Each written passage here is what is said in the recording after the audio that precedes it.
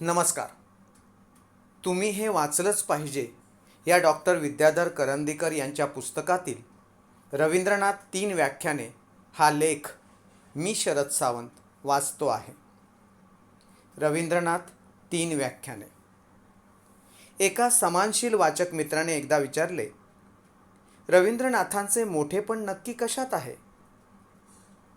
पटकन उत्तर सुचेना.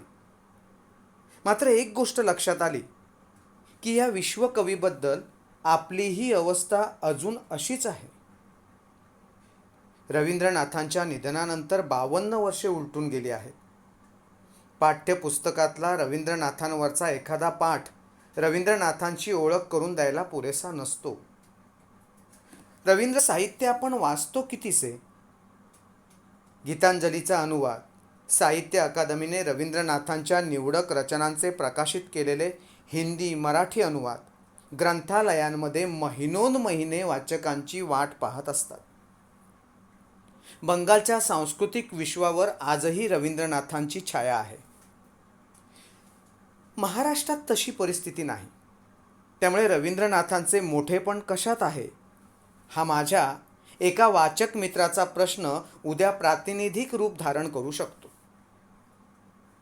प्रश्नाचे उत्तर मला देणे अशक्यच होते. मात्र एक गोष्ट मी करू शकलो.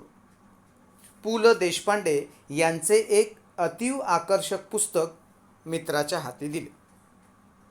रवींद्रनाथ 3 व्याख्याने हे ते पुस्तक. ज्यांना अफाट वाचक वर्ग लाभला असे पु ल देशपांडे हे एक तृप्त लेखक. पु ल देशपांडेंची 2 पुस्तके मात्र माझ्या मते वाचकांकडून दुर्लक्षित राहत आहेत. एक वंगचित्रे व दुसरे रवींद्रनाथ 3 व्याख्याने हे पुस्तक. रवींद्रनाथ 3 व्याख्याने हे पुस्तक तसे जुने नव्हे. प्रथमावृत्ती 1981 मधली. श्रीविद्या प्रकाशनाने दुसरी आवृत्ती 1987 मध्ये काढली. अवघ्या 20 रुपये किमतीच्या या पुस्तकाची गुणवत्ता मात्र अमूल्य आहे.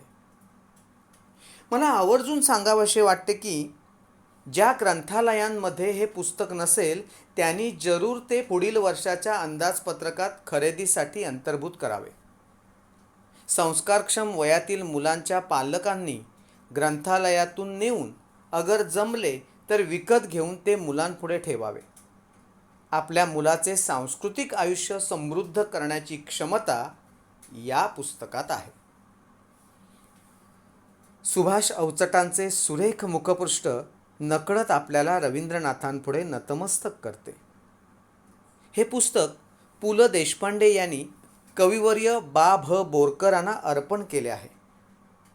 कवितेच्या प्रांतात आपल्या बालपणी नकळत वत्सलतेने नेणाऱ्या बोरकरांना हे पुस्तक अर्पण करून पुलंनी हे ऋण सर्वार्थाने पुरे केले आहे असे वाटते. बोरकरांच्या ऋणाचा फक्त उल्लेख पुरेसा होता. पुढच्या पुस्तकात रवींद्र विश्वामध्ये इतक्या वत्सलतेने पु ल वाचकांना घेऊन जातात की म्हणावेसे वाटते, बोरकरांचे ऋण या दानाने भरून पावले. पुणे विद्यापीठाच्या टागोर व्याख्यानमालेत दिलेली ही 3 व्याख्याने आहेत. मराठी रवींद्र साहित्य वाचण्याची ओढ निर्माण व्हावी हा पुलंचा हेतू होता.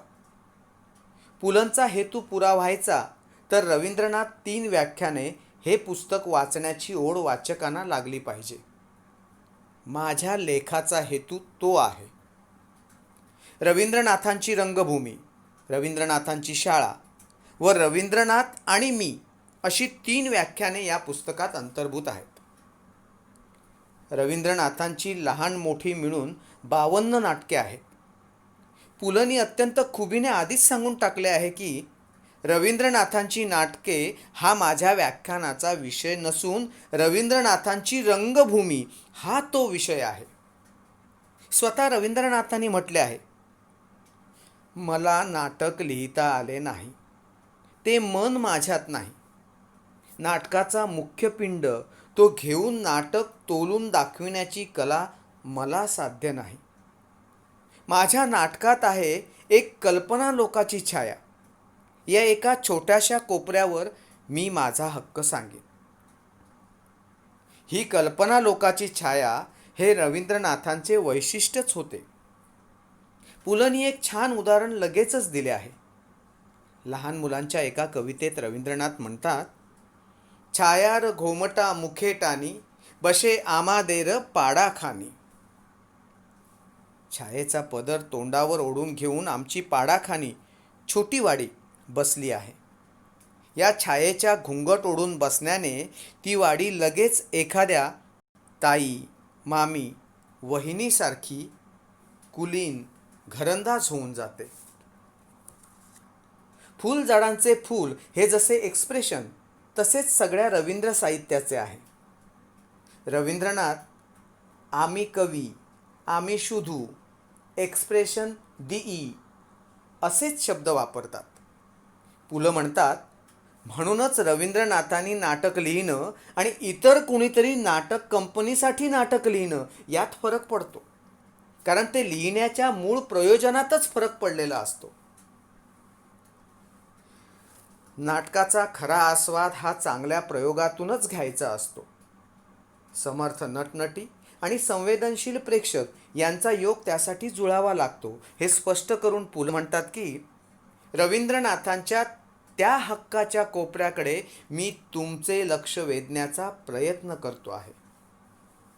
पुलंच्या या प्रयत्नाला एक प्रयोगाचे मूल्य लाभते आहे. रवींद्रनाथांच्या शाळेबद्दल पुलंनी फार उत्कटतेने लिहिले आहे. शाळा म्हटल्यावर डोळ्यापुढे माणसांच्या पिल्लांचा कोंडवाडा उभा राहतो असे पुलं म्हणतात. बर्नार्ड शॉ आणि खुद्द रवींद्रनाथांचे स्वतःच्या शाळेविषयीचे मत काहीसे असेच होते. याचाही दाखला देताना शाळेसंबंधीच्या रूढ कल्पनांच्या चौकटी पलीकडे जाऊन रवींद्रनाथांनी शिक्षणविषयक प्रयोग केले आणि रवींद्रनाथांची शाळा घडत गेली. रवींद्रांची शाळा ही रवींद्रांच्या जीवनव्यापी तत्त्वज्ञानाचा त्यांच्या काव्यासारखाच एक सुंदर आविष्कार आहे असं पुलं लिहितात. किती यथार्थ वर्णन आहे पहा. आश्रम या कल्पनेचे रवींद्रनाथांना विलक्षण आकर्षण होते. या कल्पनेला मूर्त रूप देण्यासाठी रवींद्रनाथांनी जगन्नाथपुरीतील आपले आवडते घर विकले. पत्नी मृणालिनी देवीने आपले सर्व दागिने विकले. आश्रमाच्या या ध्यासाच्या कालखंडात मृणालिनी देवी, रवींद्रांची कन्या बेला, पुत्र शमींद्र आणि बुद्धिमान तरुण सहकारी सतीशचंद्र यांचे निधन झाले. आणि हे धक्के सहन करीत रवींद्रनाथांनी शांतिनिकेतन ही शैक्षणिक चळवळ उभी केली. हा इतिहास वाचताना थरारल्यासारखे होते. उपनिषदातील रवींद्रांची आवडती प्रार्थना पुस्तकात उद्धृत केली आहे. जो देव अग्नीत आहे, जो पाण्यात आहे, जो विश्व व्यापून राहिला आहे, जो औषधीमध्ये आहे, जो वनस्पतीत आहे, त्या देवाला माझा नमस्कार असो. रवींद्रनाथ कडव्या राष्ट्रवादाला खतपाणी घालणारे नव्हते, परंतु देशप्रेमी, देशभक्त जरूर होते. आजही काही सांस्कृतिक म्हणवणाऱ्या राजकीय संघटनांच्या कार्यक्रमांमध्ये रवींद्रनाथांबद्दल कधीकधी अनुदार उद्गार निघतात तेव्हा खूप वाईट वाटते. वाटते की रवींद्रनाथांची ही आवडती प्रार्थना त्यांच्या कानावर तरी पडली आहे का? रवींद्रनाथांबद्दल काहीही बोलण्यापूर्वी रवींद्रनाथ 3 व्याख्याने हे पुस्तक अवश्य वाचावे. रवींद्रनाथांबद्दलची सर्व टीका थांबविण्याचे सामर्थ्य या छोट्या पुस्तकात आहे. रवींद्रनाथांच्या सहज पाठातील उदाहरणे देत पुलंनी या सहज पाठांमधले सौंदर्य उलगडून दाखविले आहे. हे सहज पाठ अगदी अलीकडे मार्क्सवादी सरकारने बदलण्याचा प्रयत्न केला होता व जनतेने त्याला प्रखर विरोध केला होता. सारं विश्व एका घरट्यासारखं व्हावं ही रवींद्रनाथांची अंतरीची इच्छा. आज शांतिनिकेतन या चैतन्याने रसरसलेले नाही याची पुलंना माहिती आहे. तरीही रवींद्रनाथांच्या शिक्षणविषयक विचारांकडे कलाप्रेमी, विज्ञानप्रेमी तरुणांचे लक्ष जावे हा पुलंच्या व्याख्यानामागचा हेतू. आपण वाचकांनी या हेतूमधील शुद्धता समजून घ्यायची. रवींद्रनाथ आणि मी हे पुलंचं व्याख्यान ही एक आदरांजली आहे. एका बुद्धिमंताचे ते भावसुंदर स्तोत्र आहे. पुलं म्हणतात, आपल्यातल्या मीची मरगळ घालवायला रवींद्रनाथांकडे काहीही मागायला जावे अशी मागणाऱ्याची भूमिका घेऊन मी त्यांच्यापाशी जेव्हा जातो त्यावेळी झोळीत काय पडले त्याबद्दल मी बोललो. रवींद्रनाथ आणि मी असे मी ज्यावेळी म्हणतो तेव्हा एक उदारदाता आणि एक सदा अतृप्त याचक हेच आमचं नातं असतं. रवींद्रनाथांकडून घेतलेले दान पुलंनी या पुस्तकातून उदार हस्ताने आम्हा वाचकांकडे वळते केले आहे. रवींद्र विश्वाचा हा परिचय विलोभनीय असाच आहे. रवींद्र साहित्याबद्दल आपण अजाण आहोतच. हे पुस्तक वाचल्यावर समजते की पुलंसारख्या कुशल मार्गदर्शकाचे बोट धरून या रवींद्र तीर्थाची तीर्थयात्रा आपण अनुभवली आहे.